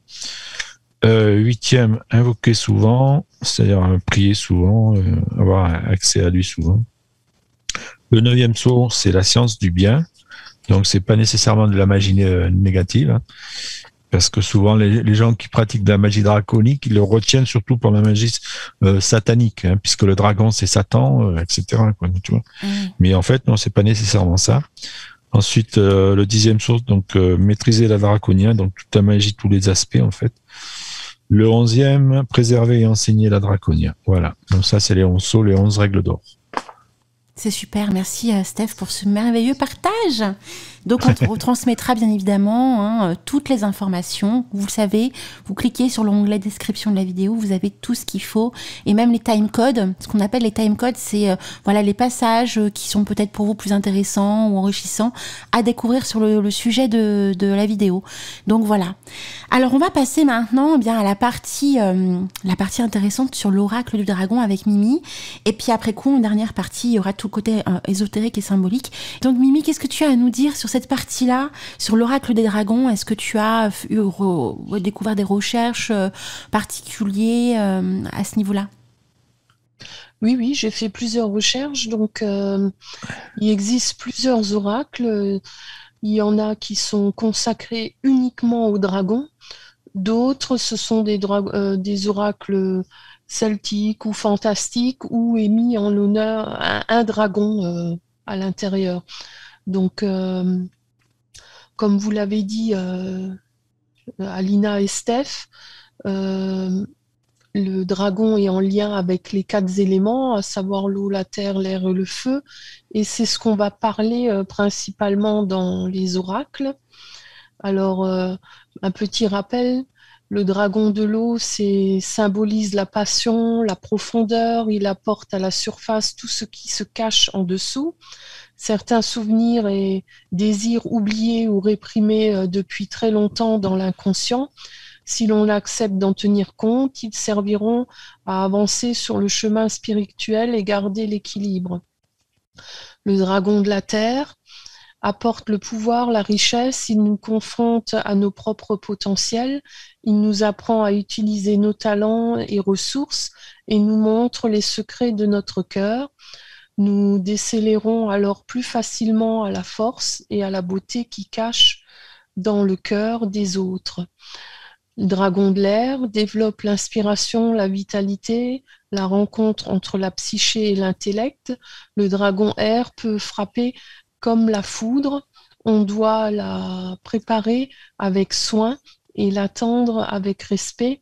Il donne à notre esprit la perspicacité et la clarté, se manifestant parfois dans nos pensées et notre imagination comme une soudaine illumination. Et le dragon feu, le dernier, signifie la transformation, la maîtrise, il apporte la vitalité, l'enthousiasme, le courage et l'énergie qui permet d'affronter et surmonter les obstacles et les problèmes liés à la vie quotidienne.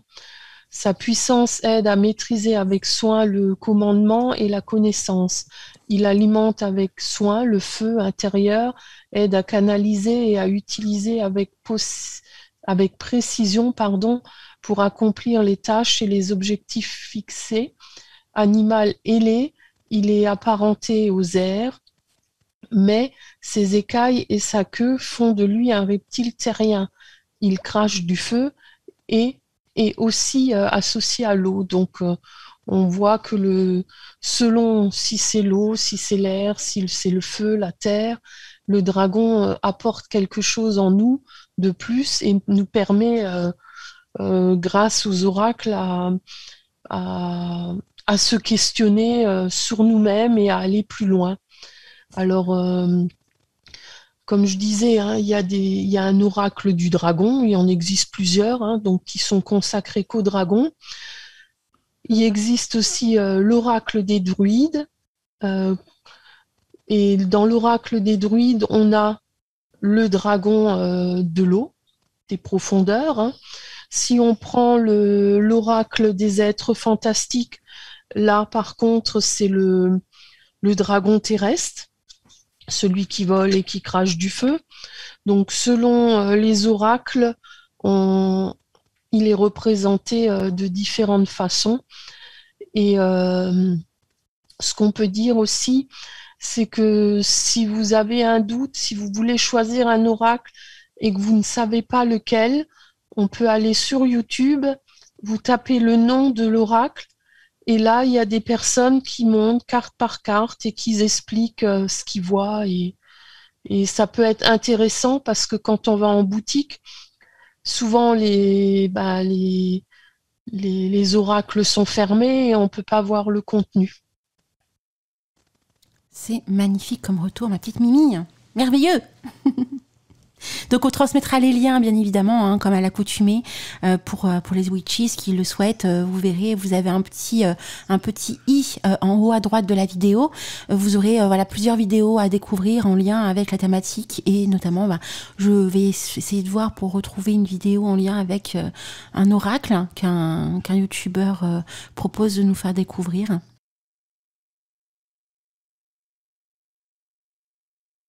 On peut peut-être aller du côté des chamans et des celtes, je ne sais pas ce que tu en penses. C'est une très bonne idée. Alors chez eux, le symbolisme du dragon joue un rôle important dans les légendes celtes, où il est associé aux 4 éléments, comme pour les autres, mais aussi aux directions cardinales, hein, donc les 4 également, hein. Pour les druides, le dragon représentait la vitalité, le moi psychique, la sagesse ancienne et le pouvoir de la création elle-même. Les histoires de dragons protégeant les entrées secrètes, c'est ce qu'on disait hein, depuis le début, et sacrées, vers d'autres royaumes sont courantes hein, chez les druides et les celtes. Alors, il n'est pas surprenant de découvrir un dragon rouge sur le drapeau du pays de Galles. La devise se traduit en gros par « Le dragon rouge nous mène ». Contrairement à de nombreux contes européens, le dragon a une forte tendance à la bienveillance, ne faisant du mal qu'aux personnes mal intentionnées. Alors, chez les Celtes, toujours, il mêlait au culte lié au dragon à l'eau, et il faisait aussi des offrandes en leur adressant des prières quoi, hein, pour ce dragon dans l'eau. Il y a aussi un autre point je trouve, qui est pas mal concernant les Celtes et qui est, je pense, un peu plus méconnu. Donc, dans tous les royaumes celtiques, ce qu'on appelle les lignes telluriques, ou alignement des sites, sont appelées lignes du dragon. Cela relie l'esprit du dragon à la géomancie et aux forces qui relient toutes les choses de la Terre. Alors, on pense légitimement à Stonehenge, qui a été l'ancienne ère de repos des dragons voyageurs. Alors, il y a aussi le mot anglo-saxon dragon. Chez eux, vous savez ce que ça signifie, la traduction ? Non. Alors, c'est voyant clair. Alors, cela implique que les Celtes considéraient les dragons comme des prophètes et de véritables voyants, dotés d'une grande sagesse. En fait, voir un dragon, pour eux, était considéré comme un grand présage de bonne santé et de bonnes récoltes abondantes. Même apparemment, chez les Celtes, toujours, hein, même à l'époque moderne, le dragon est représenté comme un dieu en tant que protecteur de la terre-mère. Ah, c'est top, hein. Ouais. Il est vraiment très important dans leur culture et je trouve que chez les Celtes, on voit le côté positif du dragon, contrairement à nos cultures à nous où on le voit négatif et en fin de compte, on veut l'exterminer, quoi. Hein. C'est fou, en fait, de voir autant de différences par rapport au symbolisme et au retour de cette créature, suivant les cultures où on est, quoi. En Chine aussi, hein, il est vu souvent de manière positive. Hein. C'est vraiment que l'Europe. Alors, je me demande si le Nouveau Testament avec l'Apocalypse, le Léviathan dans l'Ancien Testament, l'Inquisition qui relie alors au côté obscur font que on le voit plus négatif que les autres cultures. Je ne sais pas ce que vous en pensez. Oui, mais ça vient des chrétiens, hein, c'est ça. Hein, c'est eux qui ont... Puisqu'en fait, c'était de la culture païenne, hein, donc païenne, c'est-à-dire paysanne, pour les nobles et les ecclésiastiques. Donc il fallait détruire cette culture pour que la civilisation rayonne dans la joie et le bonheur du Christ. Et on voit ce que c'est devenu d'ailleurs. Mais enfin voilà, quoi. C'est vraiment lié au côté païen, quoi. Puisqu'en fait le dragon auquel tu faisais référence tout à l'heure au Pays de Galles, c'est Arthur Pendragon. Faut pas oublier que le Pays de Galles c'était le lieu où se trouvait Arthur. Donc voilà, quoi. Oui, donc c'est bénéfique. Oui, là. Oui, donc c'est vraiment. Enfin, moi, j'aime bien ce côté positif du dragon et pas forcément qu'on le lit que au négatif, quoi. Hein. Même si je sais très bien, comme pour un humain, on a tous une part d'ombre et de lumière et forcément du négatif et du positif, quoi. Hein. Mais c'est pas que l'un ou que l'autre. Alors, chez les chamans de nos jours, ils disent que l'on peut toujours contacter le dragon marin pour leur demander conseil pour mieux gérer l'eau, pour mieux la respecter ou l'assainir, car l'eau est très malmenée dans le monde entier. Donc, on parle beaucoup d'écologie, mais je pense que c'est un truc qui peut peut-être être intéressant, même encore aujourd'hui, quoi. Alors, il y a aussi au niveau le dragon qui... pour d'autres, le dragon est plus ancien et le plus important des guides spirituels, hein, et toujours aujourd'hui. Hein. Alors, par rapport au spirituel, et j'ai encore des choses à vous dire. Alors, l'esprit du dragon est attiré par les personnes d'intellect, de dignité, d'enthousiasme, contagieuse et d'autorité. Les dragons guident ces personnes vers le succès et vers l'illumination. Dans ce cadre, ton animal esprit dragon t'apprend à rugir, à trouver ta voix et à être entendu et vraiment compris. Et concernant l'animal totem, parce qu'on n'en a pas parlé encore, hein, le dragon comme animal totem montre qu'on est féroce. Cela ne veut pas dire que les autres doivent avoir peur de nous, ni qu'ils doivent avoir peur d'eux-mêmes. Hein. La férocité en tant qu'énergie hein, peut être incroyablement positive. Il est vrai que la férocité peut aussi être incroyablement destructrice. Hein.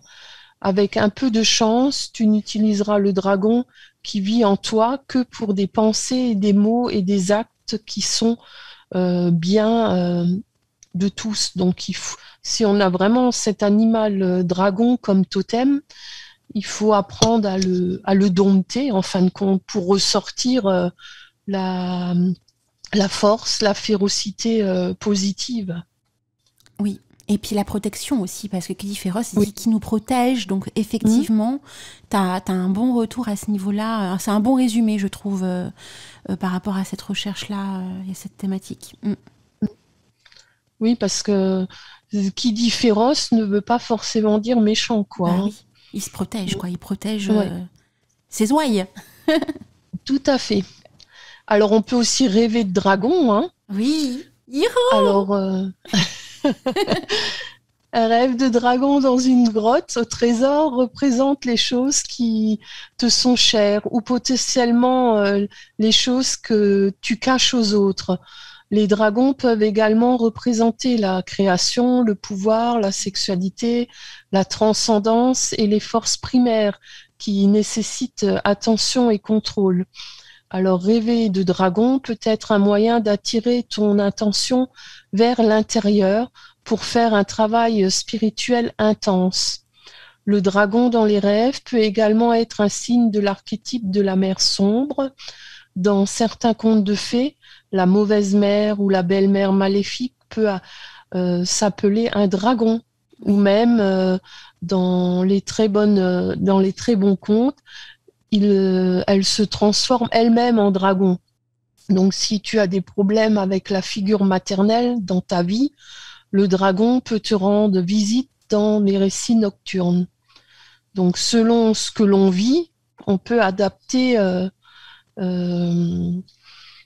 ce que veut nous dire le dragon dans le rêve, quoi. Alors, quelques mots-clés pour le symbole onirique, hein. Capacité psychique, dire la vérité, sans peur, passionné, attitude à la magie, sagesse antique, s'adapter aux changements radicaux, rage, noblesse, cause digne d'intérêt et le sens de l'humour. C'est magnifique ce que tu nous cites là, Mimi. Là, je vois ton plan, effectivement, c'est magnifique. Merci d'apprécier. Alors, si on veut honorer le dragon, on peut par exemple porter un collier dragon ou d'autres artefacts le représentant, si on aime bien le dragon, hein. C'est une possibilité.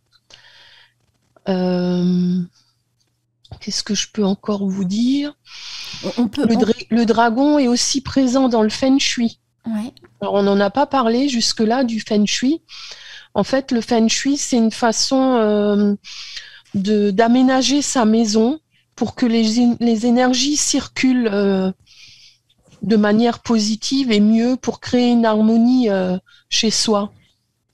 Donc, pour ceux qui pratiquent le feng shui, le dragon représente la fortune, l'autorité, la croissance, la chance, le développement. En Europe, ces êtres formidables symbolisent aussi la capacité à s'élever au-dessus des circonstances et voir les choses clairement. Le symbolisme et la signification du dragon englobent également la force naturelle primordiale sur tous les plans de l'existence, la longévité et la plus ancienne des magies, dont certains ont été perdus au fil des temps. La bataille sans fin entre les chevaliers et le dragon reflète la lutte intérieure de l'humanité pour s'adapter à la nature spirituelle ou éthérée. Donc, si on veut une harmonie chez soi et qu'il n'y ait pas de lutte perpétuelle, il y a une façon d'aménager et on peut mettre des dragons aussi qui vont exorciser tout ça chez nous à la maison. Et le feng shui, c'est en lien avec les points cardinaux. Donc, on ne va pas positionner n'importe où ces objets dans la maison. Alors là aussi, hein, si on veut parler de feng shui, il y aurait toute une émission à faire sur le dragon, sur le feng shui, mais c'est pas le but, quoi. Eh ben merci ma très chère petite Mimi, c'est merveilleux toutes les pépites que tu nous transmets dans cette émission, tout comme Steph. On arrive à la fin les amis et comme à l'accoutumée, eh bien on va également orienter là cette fin d'émission. Est-ce que vous avez des petites anecdotes ou même ne serait-ce que je sais pas des retours d'expérience ou des rêves ou des méditations qui sont en lien avec le dragon ou alors une fascination, comment est arrivée cette fascination du dragon à travers les âges et le temps vous concernant. On commence par Steph. Alors. Grande question. Ben moi, comme je suis pas tout jeune, n'est-ce pas, le dragon, moi, c'est venu par Disney. À l'époque, je savais pas trop ce que c'était. Et puis aussi par les dinosaures. Et ne sachant, il y a 50 ans déjà de ça, imaginez comment on pouvait percevoir le dragon, hein, puisque les gens la culture n'était pas la même et l'info circulait beaucoup plus difficilement. Et donc, on avait fait le lien entre les dragons mythologiques et les dinosaures.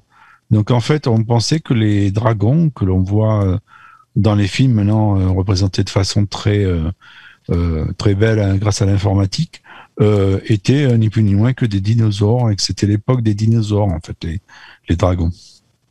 Et donc à la suite de ça, j'ai sans arrêt en fait cherché à comprendre et à voir un peu les différentes approches du dragon. Et en fait, on s'aperçoit que les dragons, suivant les lieux, les moments, les périodes, c'est ni plus ni moins qu'une explication plus ou moins figurée de choses tellement incroyables dans la nature.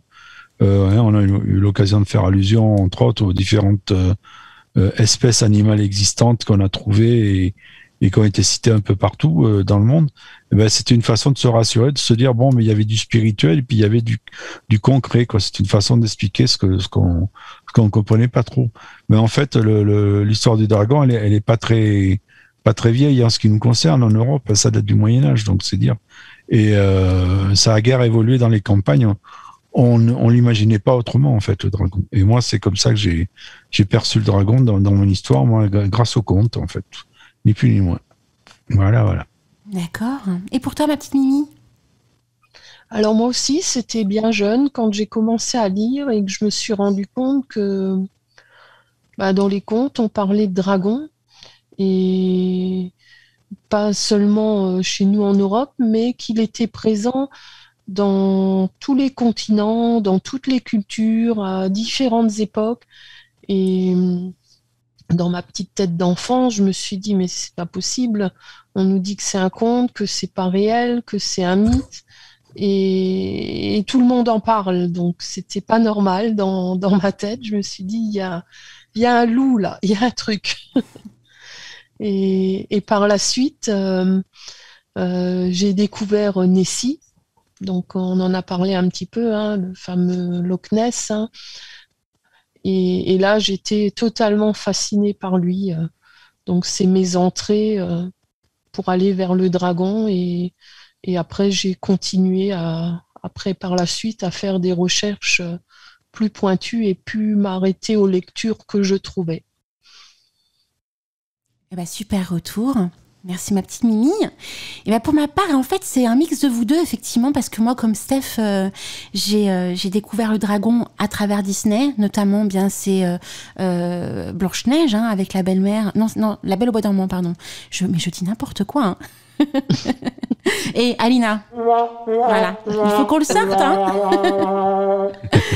Voilà, donc c'était à travers, je veux encore dire Blanche-Neige, non, La Belle au bois dormant. Et j'ai été assez perturbée, parce que vous savez, quand vous êtes jeune et que vous découvrez quand même certains dessins animés, vous dites quand même, Disney, il va loin là. Mais bon, après coup, les contes, on sait que la vérité des contes, c'est encore plus gore que ça. Et donc, au départ, moi, le dragon me faisait peur parce que j'avais cette représentation à travers ce dessin animé.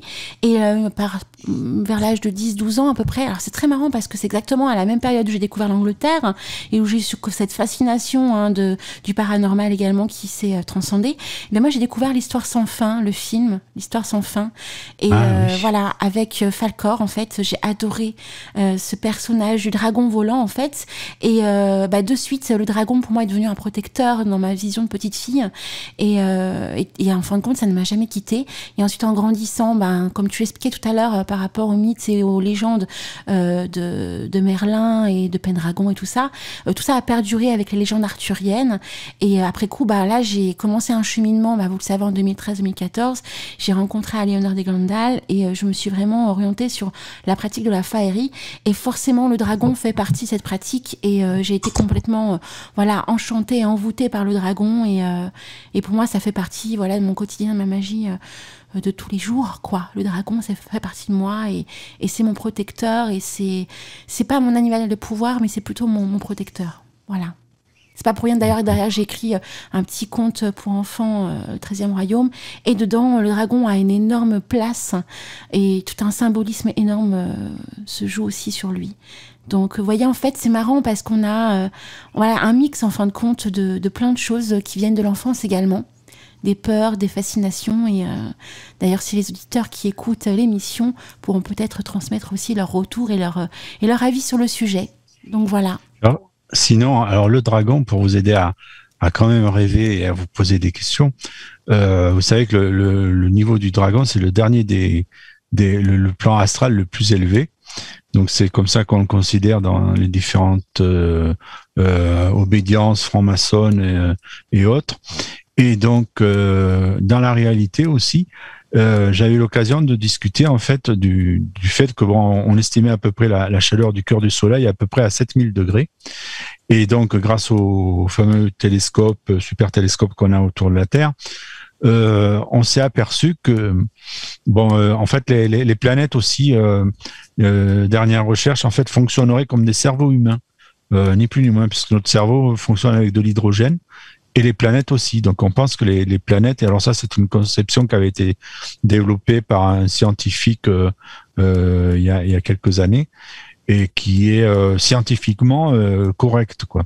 Et donc, pour revenir à cette histoire de dragon, donc au large du Soleil, au-delà à une distance d'à peu près 5000 km, ils se sont aperçus qu'il y avait dans le noir du cosmos, à l'écart du Soleil, une masse de chaleur qui était supérieure aux 6-7 000 degrés de la chaleur du Soleil. Mais c'était dans le noir. Donc, qu'est-ce que c'est ? Est-ce que c'est un dragon ? Est-ce que c'est une vision des dragons ? Est-ce que, on sait que les Anunnaki viennent de l'espace et qu'ils ont donné la représentation du cosmos avant que la civilisation puisse le faire, enfin notre civilisation moderne, et qu'il parlait de Pluton, il parlait de la fameuse 9e planète qu'on ne voit pas et que les télescopes n'arrivent pas à voir dans le noir, mais on pense qu'il y a une masse là, que ça pourrait être une planète qui tourne autour de notre système solaire. Donc tout ça fait qu'en fait, dans le cosmos, il y aurait peut-être des entités vivantes, des dragons, dont la chaleur du feu est supérieure à celle du Soleil, qui détruirait donc la vie.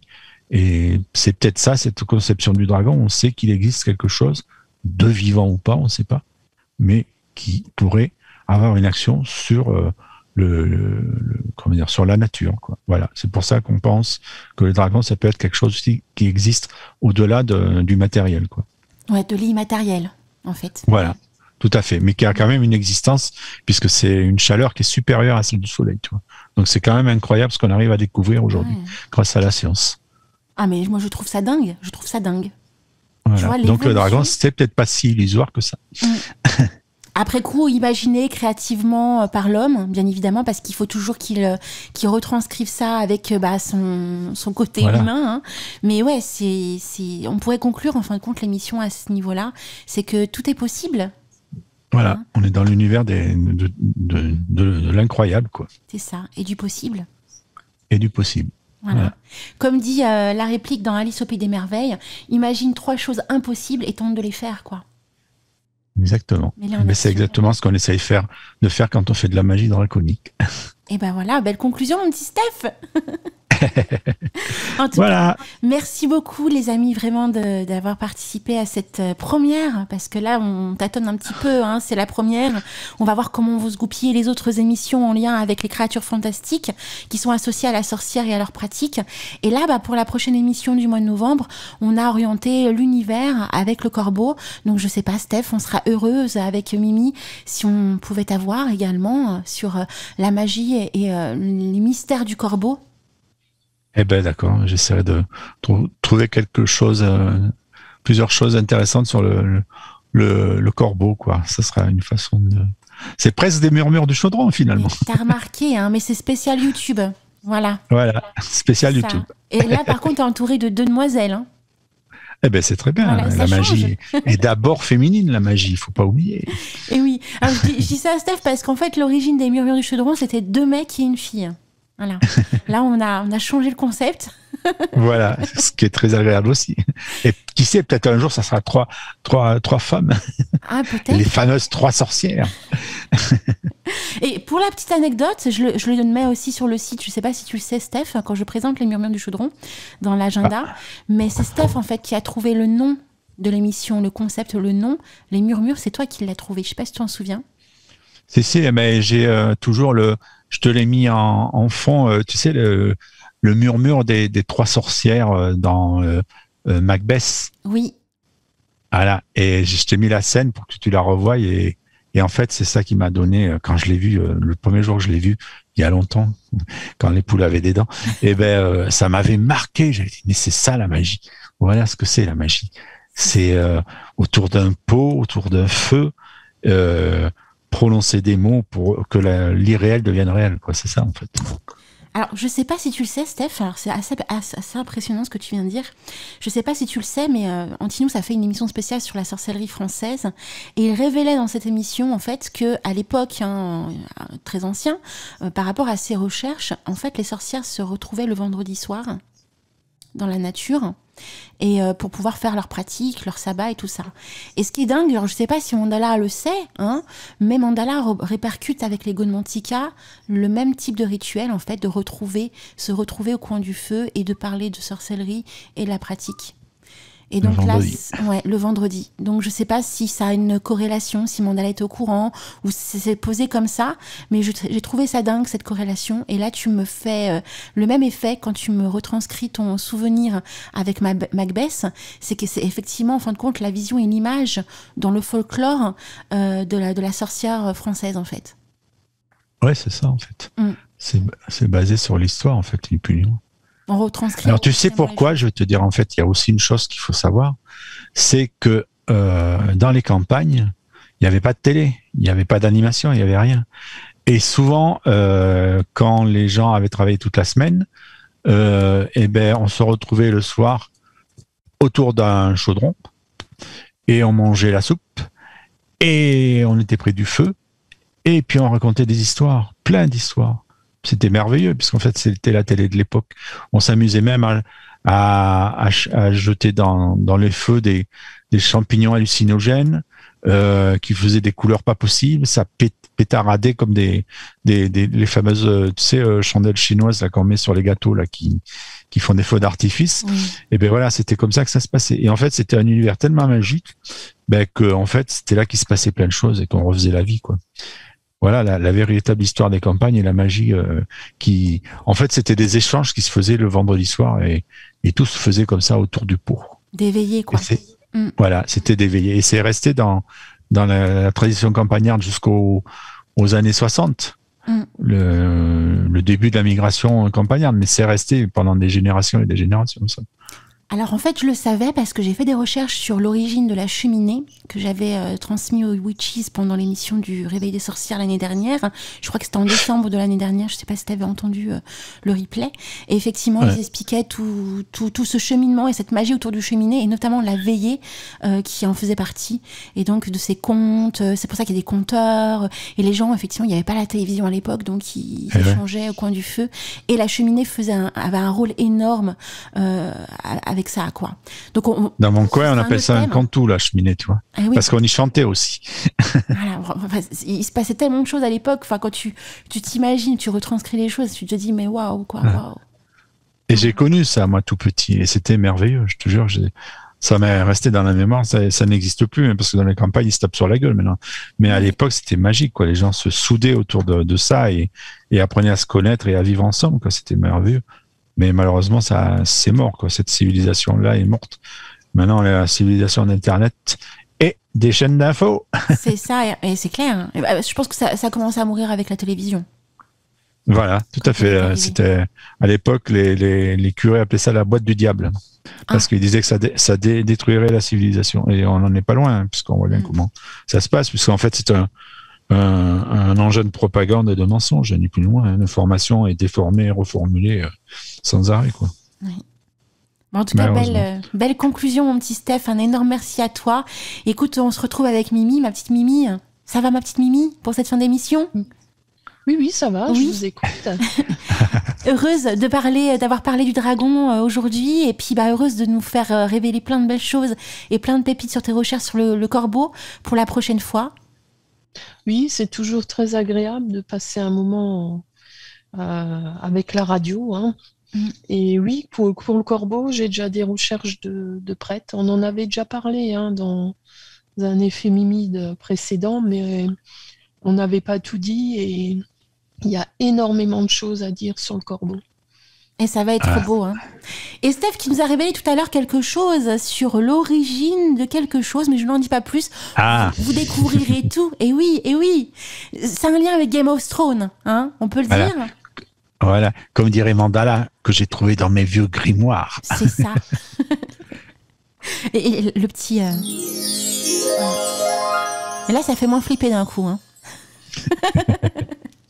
Je vous fais plein de gros bisous, très cher Steph et très cher Mimi, et plein de gros bisous et bien aux abonnés de la chaîne YouTube de Witches TV. Et on se retrouve très très vite pour d'autres podcasts. D'accord, avec plaisir.